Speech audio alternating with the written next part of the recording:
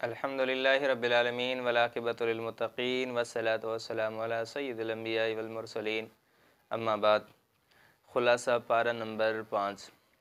अल्लाह तबारक व तआला ने पारा नंबर 4 के आखिर में उन औरतों का बयान फरमाया जिनसे निकाह हराम है, और इस पारे की इब्तिदा में उन्हीं औरतों को बयान करके इस हुक्म की तकमील फरमाई है। और उसके बाद अल्लाह ताला ने उन औरतों का बयान फरमाया है जिनसे निकाह हलाल है, यानी इनको बयान फरमाने के बाद फरमाया कि इन औरतों के अलावा जिन औरतों से निकाह हराम है, उसके बाद जितनी भी औरतें हैं उनसे तुम्हारा निकाह हलाल है, बशर्ते कि तुम निकाह इफ़्फ़त और पाक दामनी के लिए करो और शहवत रानी मकसूद ना हो, साथ उनको हक महर भी दो। और यहाँ पर लफ्ज़ मुता आया है, मादा, तो इससे बाज़ हज़रात मुता पर इस्तिदलाल करते हैं, हालांकि ये उनका इस्तिदलाल बातिल है। उसकी वजह यह है कि वाज़े तौर पे अहादीस मुबारका में एक तो इसकी हुर्मत का बयान है, नंबर 2 यहाँ निकाह शरई का बयान है, मुता का बयान नहीं है। आगे अल्लाह तबारक व तआला ने घर के निज़ाम को दुरुस्त करने के लिए अहकाम बयान फरमाए हैं, और फरमाया है कि घर का निज़ाम तब दुरुस्त हो सकता है जब घर के अंदर हुक्मरानी मर्द की हो, यानी पूरा घर मर्द के मातहत चले तो वो घर खुशहाल रहता है, उस घर के निज़ाम को दुरुस्त कहा जा सकता है। बाकी अगर हुक्मरानी औरत के पास चली जाए, औरत मनमानी करे,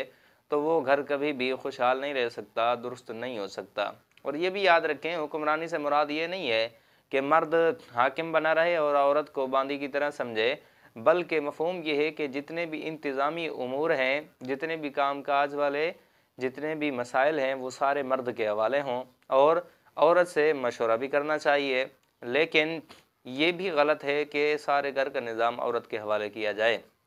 उमूमी तौर पे देखा गया है, पुरफ़ितन दौर है, जिन घरों के हालात और मसाइल औरतों के हवाले होते हैं, उन घरों के बहुत ही बुरे हाल होते हैं। आगे अल्लाह तबारक व तआला ने नाफरमान बीवी को समझाने के लिए 3 किस्म की तदबीरें बयान की हैं कि अगर कहीं बीवी नाफरमानी करे,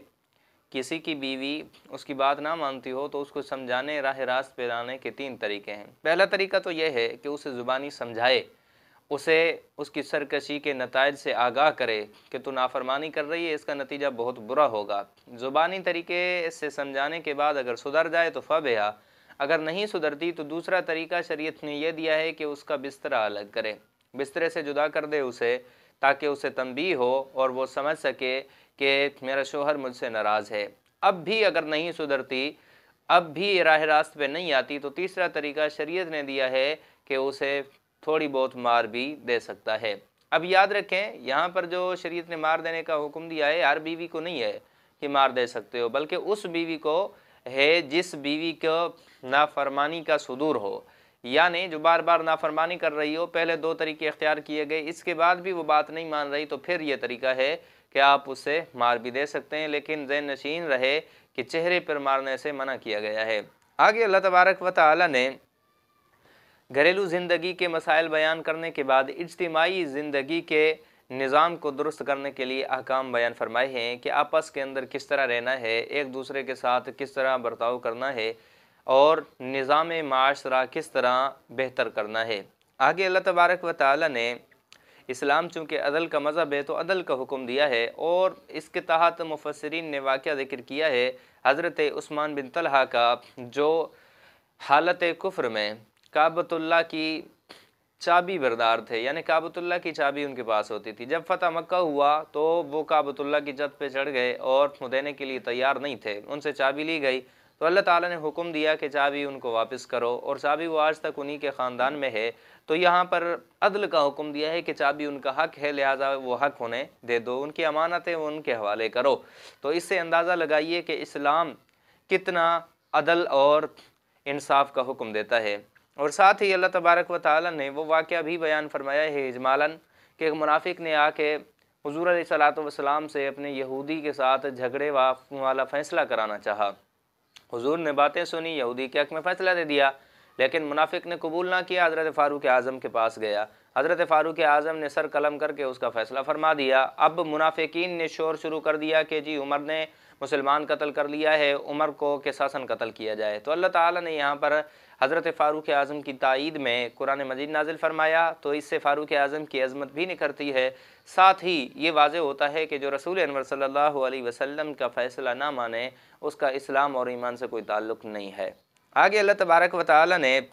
مسلمانوں کو جہاد کا حکم دیا ہے، اور جہاد میں اخلاص فی النیت کا حکم دیا ہے۔ جہاد کرو اور جہاد سے مقصود فقط اور فقط اللہ کی رضا ہو، اعلاء کلمت اللہ ہو، اور کوئی اس سے مقصد اور غرض نہ ہو۔ اور ساتھ ہی اللہ تعالیٰ نے جہاد کی ترغیب دی ہے کہ تمہیں کیا ہے، تم جہاد کیوں نہیں کرتے، کیا وجہ ہے، کس چیز نے تمہیں جہاد سے روکا ہوا ہے، حالانکہ جہاد جیسا بلند ترین عمل، عظمت والا عمل کوئی نہیں ہے۔ آگے اللہ تعالیٰ نے منافقین سے دور رہنے اور ان کی چالاکیوں سے چوکس ہونے کا حکم دیا ہے کہ دیکھو منافقین ہر وقت کوشش میں رہتے ہیں تمہیں کسی نہ کسی بہانے سے تکلیف پہنچائیں، کسی نہ کسی بہانے سے تمہیں مصائب اور آزمائشوں میں مبتلا رکھیں، لہٰذا ان سے ایک تو دور رہنا ہے، دوسرا ان کی چالاکیوں سے چوکس رہنا ہے تاکہ تم ان کے مکر و فریب میں نہ آ سکو۔ آگے اللہ تعالیٰ نے مومن کے قتل عمد کی سزا کا بیان فرمایا ہے، ساتھ ہی سخت لہجہ فرمایا ہے کہ جو شخص مومن کو عمدن قتل کرے اس کی سزا ہمیشہ ہمیشہ کے لیے جہنم ہے، اور اسے قصاصاً قتل بھی کیا جائے گا۔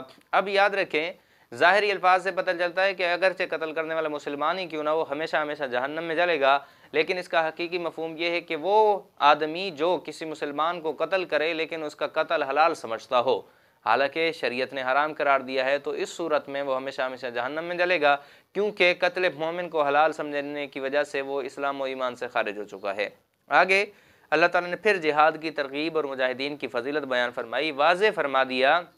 کہ جو اللہ کی راہ میں جہاد کرتے ہیں ان کا بہت بڑا اللہ کے یہاں مقام ہے، جو ہاتھ پہ ہاتھ دھرے بیٹھے ہیں تو وہ ان کے برابر نہیں ہو سکتے، وہ فضیلت اور مقام میں ان کے ہمسر نہیں ہو سکتے۔ آگے اللہ تعالیٰ نے ہجرت کا بیان فرمایا، ہجرت کی فضیلت کا ذکر فرمایا، ہجرت نہ کرنے والوں کو تنبیہ کی ہے، اور ساتھ ہی ہجرت نہ کرنے والوں پر کفر کا حکم عائد کیا ہے۔ اب جب یہ آیت نازل ہوئی تو حضرت حمزہ بن قیس جو معذور تھے تو وہ تڑپنے لگے، تو انہوں نے کہا کہ اب مجھے مکے میں رہنا ایک دن کے لیے بھی حرام ہے، تو وہ ساتھیوں سے اپنے گھر والوں سے کہا کہ مجھے چارپائی پہ بٹھا کے بھی مجھے مکے سے ہجرت کراؤ، تو اسی طرح وہ کر رہے تھے، راستے کے اندر ان کی موت واقع ہو گئی، تو اللہ تعالیٰ نے ان کا واقعہ بھی بیان فرمایا ہے کہ جو ہجرت کرتے ہیں اللہ کی راہ میں، نکلتے ہیں گھر سے اور انہیں موت واقع ہو جاتی ہے تو ان کا اجر اللہ پہ پکا ہے، یعنی اللہ تعالیٰ نے ان کے اجر کا فیصلہ فرما دیا ہے، یہ ان کی عظمت کا بیان بھی ہو چکا۔ اور آگے اللہ تبارک و تعالیٰ نے چونکہ ہجرت اور جہاد کے اندر ایک تو خوف ہوتا ہے اور دوسرا سفر ہوتا ہے، تو صلاۃ خوف اور صلاۃ سفر کے احکام بیان فرمائے ہیں۔ آگے اللہ تعالیٰ نے ایک منافق کا واقعہ بیان فرمایا ہے کہ منافق نے ایک مسلمان کے گھر چوری کی اور اس کا الزام ابتداءً ایک مسلمان پہ لگایا، اور پھر وہ مسلمان قوی طاقتور تھے تو اس سے ڈر کر پھر یہودی پہ الزام لگا دیا۔ اب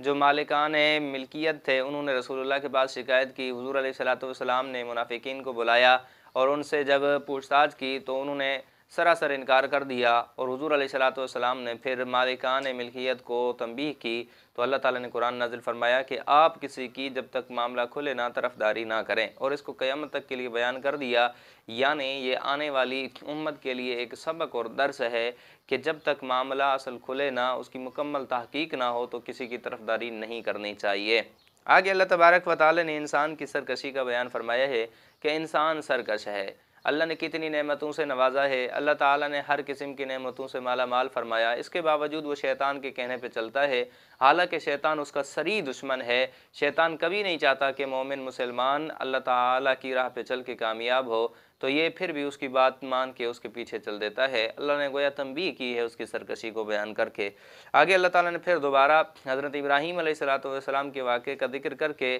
عورتوں کے حقوق بیان فرمائے ہیں، جن کے حقوق غصب کیے جاتے تھے، جن پر ظلم کیا جاتا تھا، حکم دیا ہے کہ ان کے حقوق غصب بھی مت کرو اور ان پر ظلم بھی مت کرو۔ اور اللہ تعالیٰ نے سورت کے اختتام میں